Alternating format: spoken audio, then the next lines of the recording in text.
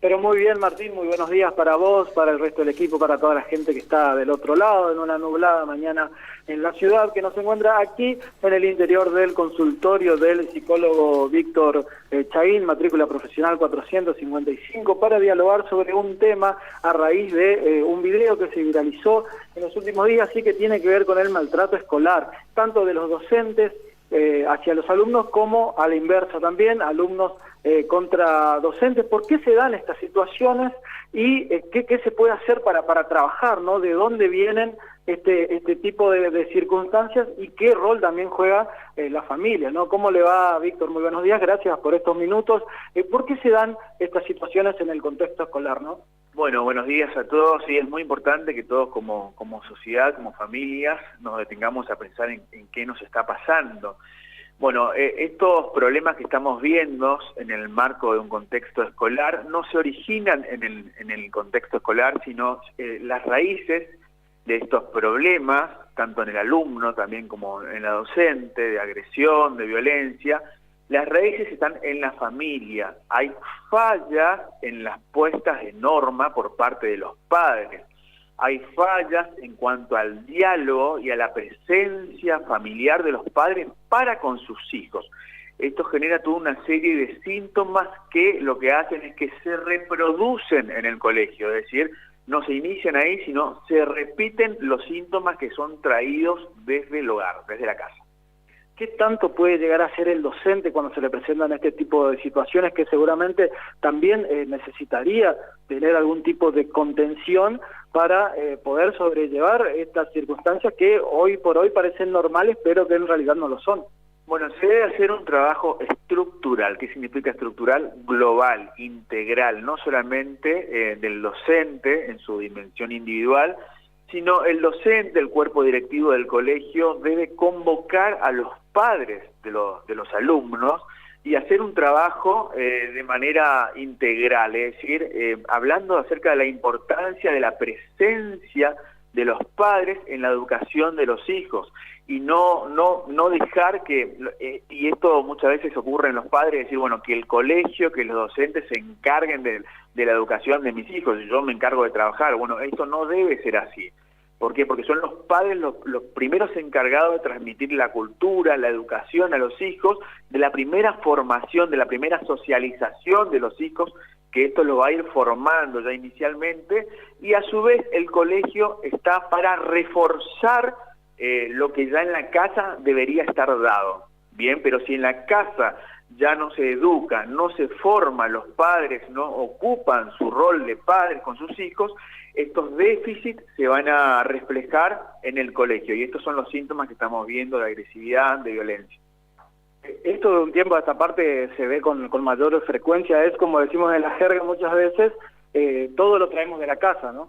Así mismo, y hay que aclarar de qué es lo que se trae. Bueno, el adolescente en estos actos de violencia, de agresividad, de alguna manera está comunicando que algo no anda bien, es decir, no lo comunica a través de la palabra como debería ser, es decir, bueno, no me siento bien, necesito ser querido, mi autoestima está baja, sino más bien actúa los síntomas, actúa esta autoestima baja, actúa los síntomas internos psicológicos, pero no los dice, es decir, no los tramita, no los gestiona a través de la palabra. Entonces, la familia y la escuela debe propiciar espacios de reflexión, de diálogo, para que lo que se busca ser reproducido a través de actos sintomáticos del cuerpo, acciones, se busque ser reproducido y hablado en un ámbito de reflexión y de razonamiento.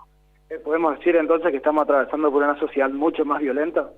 Una sociedad violenta, agresiva, que refleja de alguna manera que el espacio de reflexión y de diálogo del pensamiento han caído. Ya no se piensa, se actúa.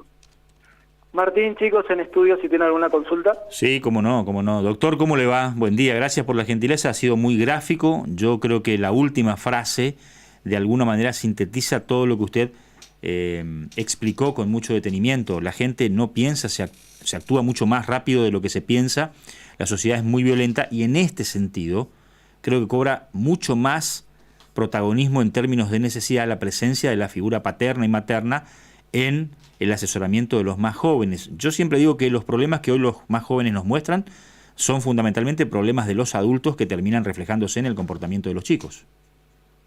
Así mismo Martín, un gusto saludarte. Bueno, esto que decís tiene que ver justamente con que la presencia de los padres forma a la personalidad. Es decir, todos los síntomas que vemos en los chicos, en los hijos, no surgen de la nada, no es una casualidad. Esto está directamente vinculado a la relación con los padres, y esto después lo que ocurre, como dijimos recién, es que se repite en la sociedad las carencias familiares.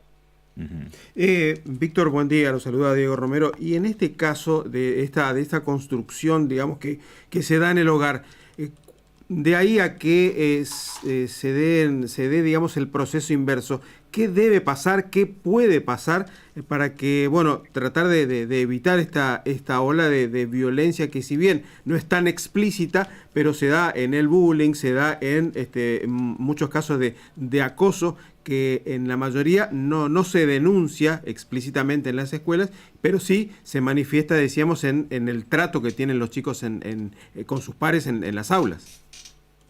Asimismo, hay una devaluación por parte de la sociedad de lo que llamamos en psicoanálisis de la función paterna. Esta devaluación tiene que ver con una caída del valor que antes le dábamos a la autoridad de los mayores, de los adultos, de la educación, y a su vez, al caer esta autoridad, de alguna manera cae el orden, se desorganiza la familia, se desordena la sociedad y aparece toda esta agresividad, que es un mecanismo para dar rienda suelta al placer, a la satisfacción muchas veces, y de alguna manera el adolescente busca ubicarse en ese lugar de autoridad del cual no tiene, digamos, ya al no tener una autoridad que está por sobre él, a no sentirla, entonces él o ella va a buscar ubicarse en ese lugar. ¿Por qué será que cae, no? Porque quienes hoy deberían ocupar ese lugar aprendieron a que existía una autoridad. Es decir, los que son padres ahora, nosotros tuvieron padres presentes, y es como que ahora no queremos asumir ese rol y delegamos eso en los adolescentes. Bueno, esa es una muy buena pregunta de tinte analítica. ¿Por qué cae esta autoridad? Bueno, es una cuestión ya social, de alguna manera, que los valores se van perdiendo el sentido de la ética, la importancia, y esto trae grandes consecuencias. La falta de control a los impulsos, de lo que hablábamos recién, esto de los alumnos, del bullying, muy recurrente en nuestros tiempos, también tiene que ver con eso.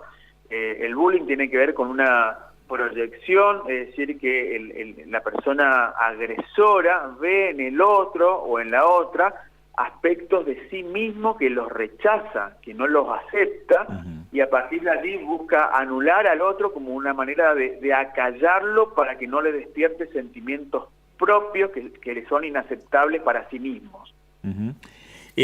Doctor, le pido una opinión.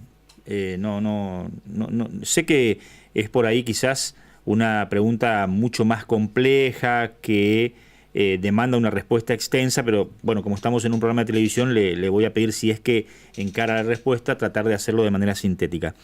Yo, escuchándolo, creo que somos nosotros los que deberíamos ir al psicólogo más que los jóvenes, porque como decía Diego, en definitiva, hemos comprendido lo que significa el valor de la autoridad dentro de nuestras casas cuando éramos niños, y después no ocupamos el rol que tenemos que ocupar a la hora de la formación de nuestros hijos. Ahora bien, el Estado, ante todo este panorama, ante lo que usted muy bien definía como la actitud de los jóvenes de ejercer una autoridad porque no ven autoridad, ¿debe hacer algo desde su punto de vista? ¿Debe encarar alguna acción profunda, en conjunto con los padres, para tratar de dar vuelta a esta situación? Asimismo, el Estado puede hacer, y mucho desde la política, no solamente se puede, sino se debe trabajar para cambiar esta sociedad, convocarlo a los padres, transmitir psicoeducación a los padres. Los padres no son conscientes de la enorme importancia que tiene el ejercicio de su rol para con sus hijos. Acá en mi consultorio muchos padres dicen, bueno, me salió de esta manera, los otros no son tan así, digamos. como delegando todos los síntomas o delegando la patología en sus hijos, sí, y no tomando conciencia. como si fuera de una que- moneda al aire, ¿no? Como si fuera una moneda al aire. Exactamente. Y la Como si fuera una responsabilidad de la solución a Víctor Chaín. Claro. ¿Cómo es Y la responsabilidad de lo que está ocurriendo a Víctor Chaín, en este caso al psicólogo, no a él. En la búsqueda de la solución, Claro, ¿no? En la búsqueda de la exactamente. solución. Claro, no se asume la responsabilidad. Y bueno, entonces acá lo que hacemos en el consultorio es trabajar justamente estos espacios de reflexión para ver que las causas y los orígenes están en los vínculos familiares. Por eso los padres deben ser muy conscientes de esto para poder revertir esta situación que después, digamos, ya se hace cada vez más difícil si no se pone este ejercicio de autoridad en tiempo y forma. Doctor Chaín, muy pero muy interesante la charla. Le mando un abrazo grande y gracias por estos minutos. Gracias a ustedes, gracias a todos. El doctor Víctor Chaín dejándonos una serie de consideraciones muy valiosas, ¿no? No se piensa Muy ser buena tu observación, que nosotros crecimos conociendo el rol paterno y los límites que imponía la autoridad paterna y materna